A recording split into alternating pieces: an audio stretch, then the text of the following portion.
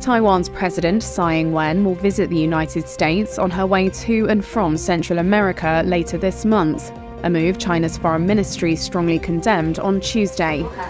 But Taipei has not yet confirmed a meeting with Republican US House Speaker Kevin McCarthy. A possible meeting would be seen as a less sensitive alternative to the speaker visiting Taiwan, a trip he has previously said he hopes to make. Sources tell Reuters that McCarthy intends to meet Tsai during the California leg of her visit. She plans to leave Taipei on March 29th and return on April 7th, transiting through New York and Los Angeles while en route to Guatemala and Belize. Taiwanese presidents routinely pass through the US while visiting allies in Latin America, the Caribbean, and the Pacific. Though not official visits, the trips are often used by both sides for high-level meetings. In Beijing, Foreign Ministry spokesman Wang Wenbin said China strongly opposed any contact between the US and Taiwanese governments. We again warn the Taiwan authorities that there is no way out for Taiwan independence, and any illusions about attempts to collude with external forces to seek independence and provocation is doomed to fail. China will firmly defend national sovereignty and territorial integrity.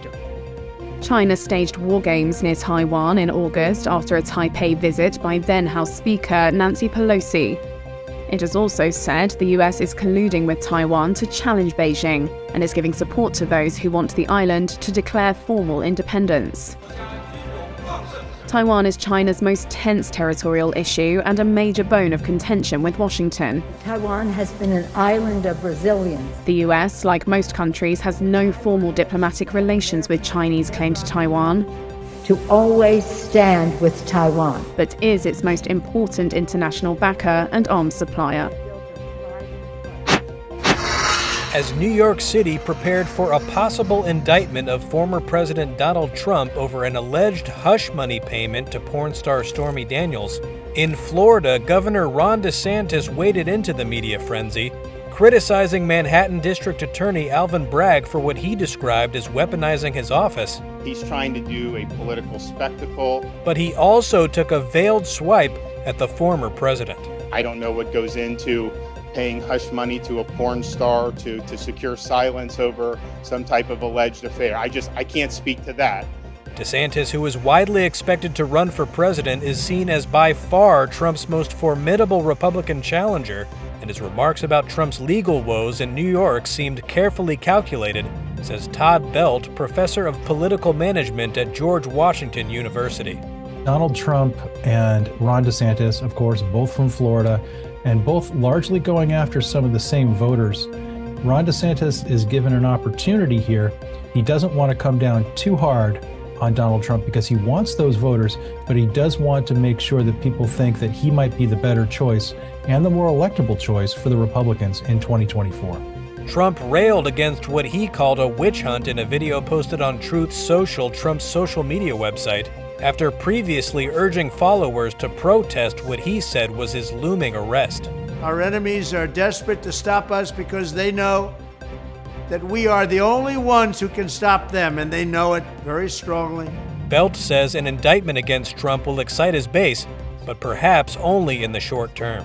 This former president knows how to spin things his way and how to turn something that's straw into gold. But the question is, how many more of these things will his supporters and will people in the Republican Party be willing to handle? If it's one case after another and another and another, at what point do they say, enough's enough, we've got to get a new person? Other than DeSantis and former Vice President Mike Pence, most major declared and prospective Republican presidential candidates have remained silent on the issue.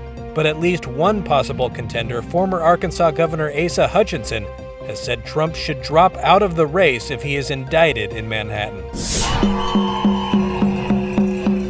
Underpaid for years. That's what thousands of schoolworkers in the United States' second-largest school district say they have to put up with as they kicked off a 3-day strike in Los Angeles on Tuesday.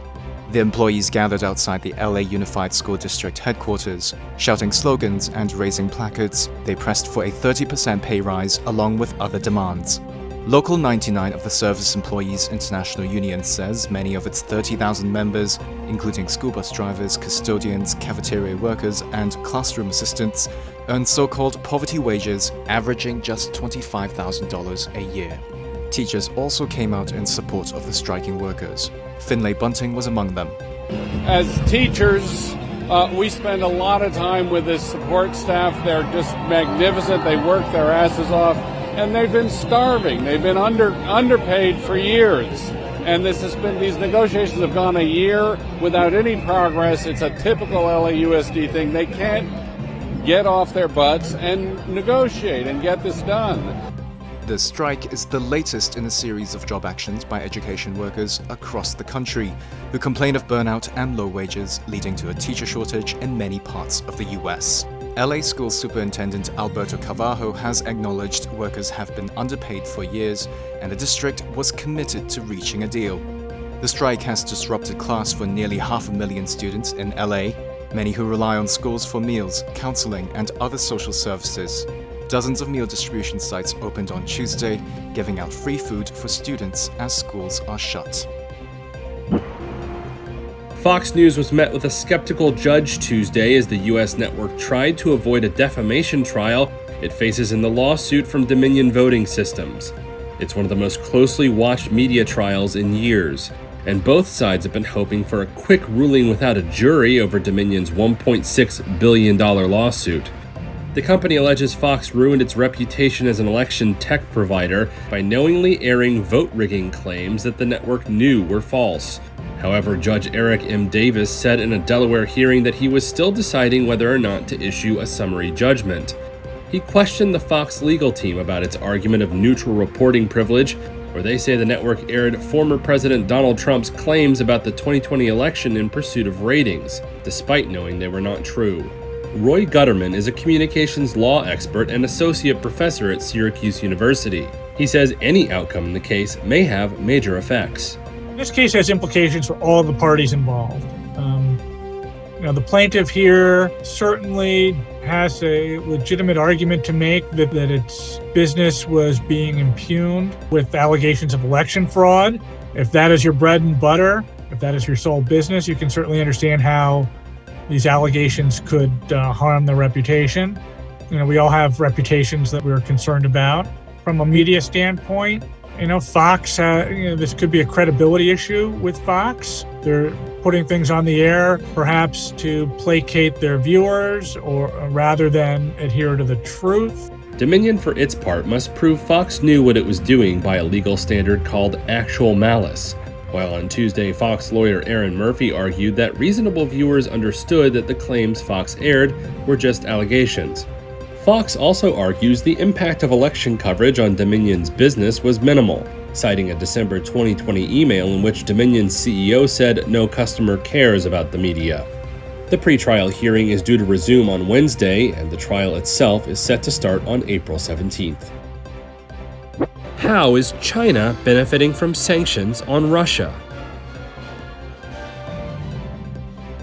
The war in Ukraine triggered sanctions on Russia's energy imports and exports by the EU, distorting the global LNG market and placing Russia under pressure to sell the energy surplus. Enter China. 决定自身立场 China purchased Russian oil and coal on the cheap, not only saving billions of dollars, but also making returns trading excess supplies.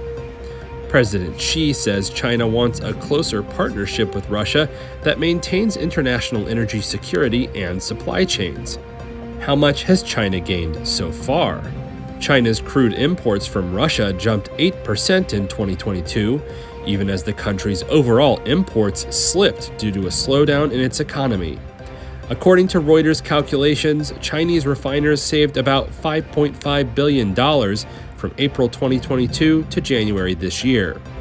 China has also increased coal imports from Russia, buying discounted coal, while Europe shunned Russian cargoes. In 2022, Russian coal arrivals surged 20% from a year earlier. China's LNG imports from Russia soared over 40%. Simultaneously, its exports rose. as China re-exported LNG to top importers like South Korea, Japan, and France. That came even as overall LNG imports by China fell by almost 20%, as strict lockdown measures in 2022 slowed economic activity and curbed demand.